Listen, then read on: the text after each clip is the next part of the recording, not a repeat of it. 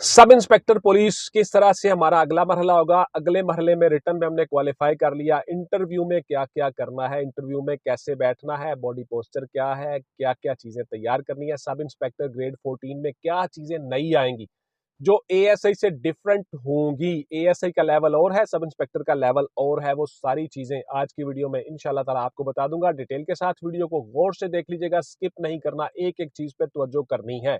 ये वो वीडियोस होती हैं बेटा जो हर वीडियो में डिफरेंट बातें होती हैं, इसलिए आप लोगों को सारी जिंदगी का तजुर्बा और निचोड़ बता रहा हूं। ये सारी चीजें हमने खुद की हुई हैं, खुद भर्तियां की हैं, इसलिए मैं ये सारी चीजें आपको बताता हूं। पूरे यूट्यूब चैनल पे आपको इस तरह का कोई चैनल नहीं मिलेगा और ना आपको ये चीजें कोई बताएगा, बिकॉज उन लोगों ने सिर्फ और सिर्फ सुनी सुनाई बातें और चीजें करनी है। हम लोगों ने ये प्रैक्टिकली सारे काम खुद किए हुए हैं। अस्सलाम वालेकुम व्यूअर्स, मैं रजा बुखारी हूं, आप देख रहे हैं Bukhari speaks YouTube channel. YouTube channel के इस फोरम पे आपको सर्विस ओरिएंटेड वीडियोस मिलती हैं और आपको अपनी डिजायर जॉब हासिल करने का मौका मिल जाता है। चैनल को सब्सक्राइब करके बेल का बटन दबा के ऑल पे जरूर क्लिक करें, बिकॉज आप कहीं बिजी हो तो आपको नोटिफिकेशन आ चुका हो और बाद में भी शाम को वापस आके वो वीडियो देख लें। कोई आप में से जॉब करता है, कोई स्टूडेंट है, कोई यूनिवर्सिटी जाता है, वट जो भी आप हो, आपको बाद में वो वीडियो देखने का मौका मिल जाए, इसलिए ऑल पे जरूर क्लिक करें। Thank you very much. मौजू आपका सब इंस्पेक्टर का इंटरव्यू होगा जी रिटर्न के बाद। इंटरव्यू के दो पोर्शन और दो हिस्से होंगे, गौर से सुन लीजिएगा। नंबर 1 आपका साइकोलॉजिकल असेसमेंट टेस्ट होगा जी, नफ्सियाती टेस्ट। नफ्सियाती टेस्ट में आपने किस तरह से कामयाब होना है, क्या क्या काम करने हैं, क्या क्या चीजें करनी है, गौर से तवज्जो से सुन लीजिए।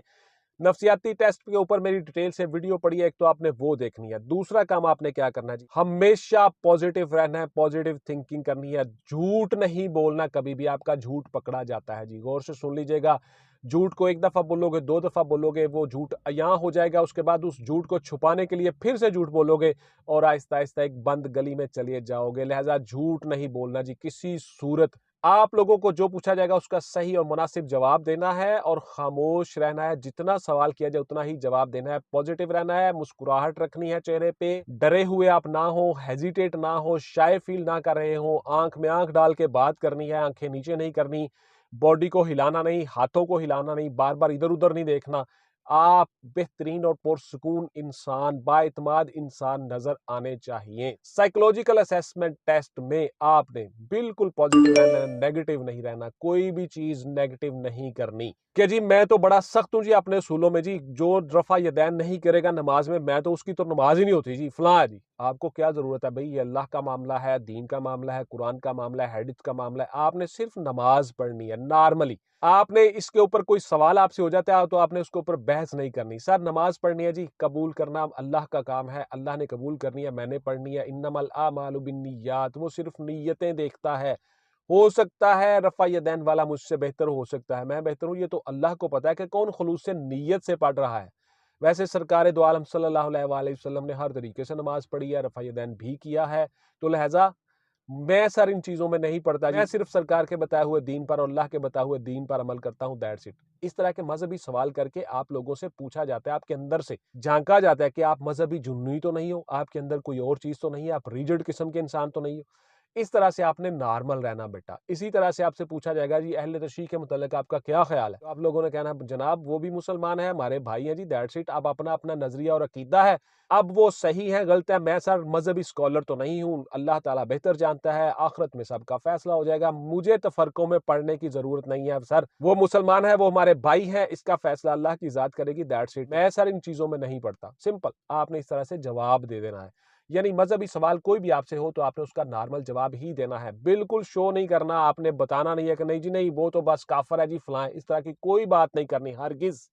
वैसे भी हम सब अल्हम्दुलिल्लाह मुसलमान हैं और आपस में भाई भाई हैं, और आप सब लोगों को पता है सरकार का फरमान है सल्लल्लाहु अलैहि वसल्लम, आका दो जहां ने फरमाया कि मुसलमान एक दीवार की मानिंद है जिसमें हर ईंट दूसरी को मजबूती दे रही है। इसमें से अगर एक ईंट निकाल दी जाए तो बाकी सब डिस्टर्ब हो जाएंगे। तो लिहाजा हम सब एक मजबूत दीवार की तरह हैं, भाई हैं, दैट्स इट। तो फर्के में नहीं पड़ना। तो इसलिए अगर आपके इस किस्म का कोई और सवाल हो जाता है उसका भी नॉर्मल जवाब आपने इसी तरह से देना है। नेगेटिव नहीं सोचना, पॉजिटिव रहना है हमेशा।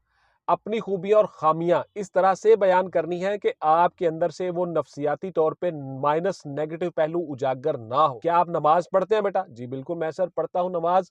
कोई एक आध कभी छूट भी जाती है या लेट भी हो जाता हूं सर, लेकिन वो बाद में मैं पढ़ लेता हूं, मैं चूंकि बिजी होता हूं, काम करता हूं इसलिए। लेकिन सर नमाज पढ़ता हूँ जी अल्हम्दुलिल्लाह, बस सिंपल। और वैसे भी आप नमाज पढ़ा करो, रोजाना नमाज पढ़ो, मैंने आपको बताया हुआ, हर वीडियो में बताता हूँ। नमाज पढ़ने से आपके दिन का आगाज ही आपकी फतह से हो जाता है बेटे। फजर की नमाज पढ़ते हो, आपने अपने दिन को फतह कर लिया, अल्लाह के हजूर झुक गए, अपना फर्ज अदा कर दिया, उसके बाद फिर अल्लाह के फरमान के मुताबिक फजर को उठो, नमाज पढ़ो और अल्लाह के फजल को तलाश करने के लिए जमीन में फैल जाओ। उसके बाद सिंपल।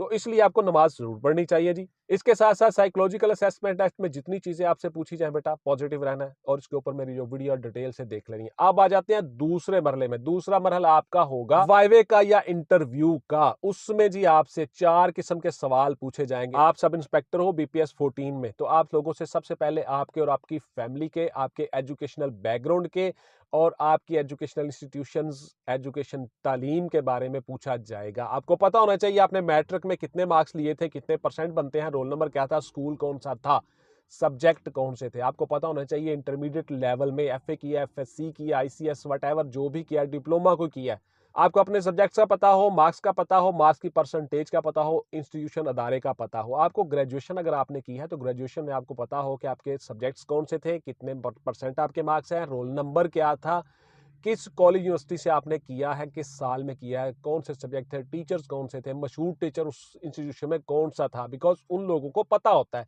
सवाल से सवाल निकलता है, बात से बात निकलती है, तो लिहाजा आपको पता होना चाहिए। आपने मास्टर किया है, आपने एमफिल किया है, पीएचडी वट जो भी आपका एजुकेशनल बैकग्राउंड है, आपको उसके बारे में इन सारी चीजों का डिटेल से पता होना चाहिए। उसके बाद जी आपको पाकिस्तान और पाकिस्तान की हिस्ट्री, इसकी एग्रीकल्चर, इसकी फॉरेस्ट्री, इसकी पर्सनैलिटीज, इसका कॉन्स्टिट्यूशन, इसका एग्जेक्टिव, इसका जुडिशरी सिस्टम, इसका आर्मड फोर्सेस, इसकी तमाम चीजों का आपको पता होना चाहिए बेटा। पाकिस्तानी हो, पाकिस्तान के बाद बहुत से सवाल आएंगे, पाकिस्तान के बाद पाकिस्तान की हिस्ट्री, पाकिस्तान का फ्यूचर, पाकिस्तान के प्रोजेक्ट्स, सी पैक, तमाम चीजों का आपको पता होना चाहिए। यानी पाकिस्तान अफेयर्स और पाकिस्तान स्टडीज, तमाम चीजों का आपको पता होना चाहिए। तीसरा पोर्शन आपका होगा उस पर्टिकुलर जॉब का जिसके लिए आप अपीयर हुए हो। आप मसलन पुलिस में अपीयर हुए हो, पुलिस में सब इंस्पेक्टर हो, तो सब इंस्पेक्टर एसएचओ बनता है, सब इंस्पेक्टर को इंचार्ज लगाया जाता है, इंचार्ज इन्वेस्टिगेशन भी हो सकता है, यानी कहीं भी आप इंचार्ज लग सकते हो। तो आपको पता होना चाहिए सब इंस्पेक्टर पुलिस में क्या किरदार अदा करता है,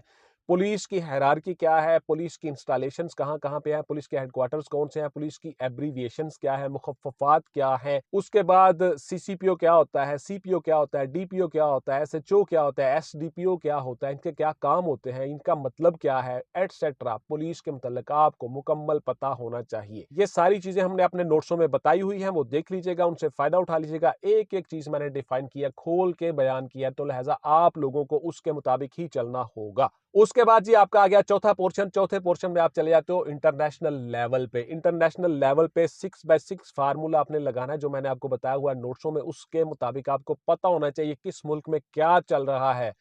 और जो 70 के करीब, 60-70 के करीब जो मैंने मुल्क बताए हुए, उन मुल्कों के ऊपर 6x6 फार्मूला आपने लगा देना है। उस मुल्कों में क्या चल रहा है, उनके प्रेसिडेंट्स कौन से हैं, उसमें कोई मसला है, कोई कोई इलेक्शन चल रहे हैं, कोई जंग है, कोई जलजला आया हुआ है, अर्थक्वेक, उसमें उसके बाद फिर उसके बाद वर्ल्ड की जो बैक हिस्ट्री है, दुनिया में क्या हो चुका है अब तक, कौन कौन सा मुल्क किस किस तरह से स्पेस में जा चुका है, वर्ल्ड वार 1 क्या थी, 2 क्या थी, आगे क्या है, ब्लॉक्स कौन से हैं, यूक्रेन की जंग है, पैलेस्टाइन का इशू है, कश्मीर है, दुनिया में क्या हो रहा है, physical as well as human geography, each and everything आपको नजर हो। ये 4 पोर्शन आपके इंटरव्यू में डिस्कस हो सकते हैं। तो लिहाजा इन चारों को आपने तैयार करना है, और इंटरव्यू में किस तरह से कामयाबी हासिल करनी है, क्या क्या चीजें डेली तैयार करनी है, इन चीजों को कहां से आपने कलेक्ट करना है, कहां से लेना है, सर्चिंग कैसे करनी है, ये सारी चीजें वो हैं जो मैं अपने नोट्सों में बता चुका हूं। नोट्स ले मामूली फी के साथ। किसी एकेडमी, किसी कॉलेज, किसी स्कूल में जाने की जरूरत नहीं है, किसी टीचर के पास जाने की जरूरत नहीं है। एक एक चीज बता दी है, अपनी सारी जिंदगी का तजुर्बा और निचोड़ शामिल कर दिया उन नोट्सों में। तो लिहाजा आप वो ले, उसके मुताबिक तैयारी करते रहे, आप इंशाल्लाह कामयाब हो जाओगे। ये 4 पोर्शन आपके क्लियर हो गए। आपका इंटरव्यू और साइकोलॉजिकल असेसमेंट टेस्ट A1 हो गया। अच्छा जी, साइकोलॉजिकल असेसमेंट टेस्ट आपका 2 पोर्शन पे होता है बेटा। ये मैंने वैसे उस वीडियो में बताया हुआ, वीडियो जरूर देख लीजिएगा। साइकोलॉजिकल असेसमेंट टेस्ट की वीडियो चैनल के ऊपर पड़ी है, बड़ी खूबसूरत वीडियो है। 2 पोर्शन होंगे। एक आपका रिटर्न होगा जी, आपसे सवाल हो सकते हैं 100, 50, 200, 150 सवाल हो सकते हैं, छोटे छोटे सवाल, यहाँ और ना में आपने जवाब देना होता है। 15 मिनट में, 20 मिनट में आपसे वो सवाल ले लिए जाते हैं। एक वो आपका पेपर होगा, छोटे छोटे सवाल सिर्फ आपने टिक करना होगा। दूसरा आपका पोर्शन होगा इंटरव्यू का, यानी साइकोलॉजिकल असेसमेंट टेस्ट का इंटरव्यू और साइकोलॉजिकल असेसमेंट टेस्ट का रिटर्न, 2 पोर्शन होंगे और ये सारा प्रोसेस जो है वो आधे घंटे से 1 घंटे में मुकम्मल हो जाएगा। उसके बाद फिर आपका वाइवा होगा। वाइवे में आपके मेंबर होंगे, बाकायदा 5 मेंबर होंगे, 1 चेयरमैन होगा, वो आपका इंटरव्यू लेंगे। उसमें एक साइकियाट्रिस्ट भी बैठा होगा, वो भी क्वेश्चन कर सकता है। एक रिलीजियस स्कॉलर होगा, मजहबी स्कॉलर, वो मजहब के सवाल करेगा। इसी तरह से चेयरमैन सवाल करता है, बाकी चीजें सवाल करते हैं। आपसे जनरल नॉलेज पूछा जाएगा, आपकी एकेडमिक्स पूछी जाएंगी, आपका फैमिली बैकग्राउंड पूछा जाएगा, आपसे नेशनल अफेयर पूछे जाएंगे और आपसे इंटरनेशनल अफेयर्स पूछे जाएंगे।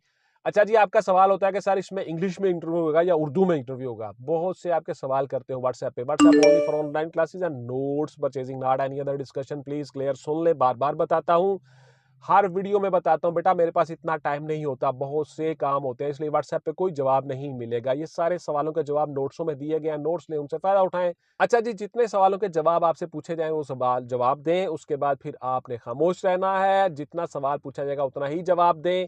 जिस सवाल का जवाब नहीं आता, सॉरी सर मुझे नहीं आता, मैं बिल्कुल नहीं जानता जी, सॉरी सर, हल्का सा मुस्कुरा के जवाब दे दे। आप लोगों ने बैठना कैसे है, बॉडी पोस्चर क्या होगा, बॉडी लैंग्वेज क्या होती है, ये सारी चीजें इंटरव्यूज की वीडियो मेरी पड़ी हुई हैं, वो सारी की सारी वीडियोस देख लीजिएगा, आप इंशाल्लाह कामयाब हो जाओगे। मिलते हैं जी अगली वीडियो में। टिल देन टेक केयर, अल्लाह हाफिज एंड गुड बाय। पाकिस्तान जिंदाबाद।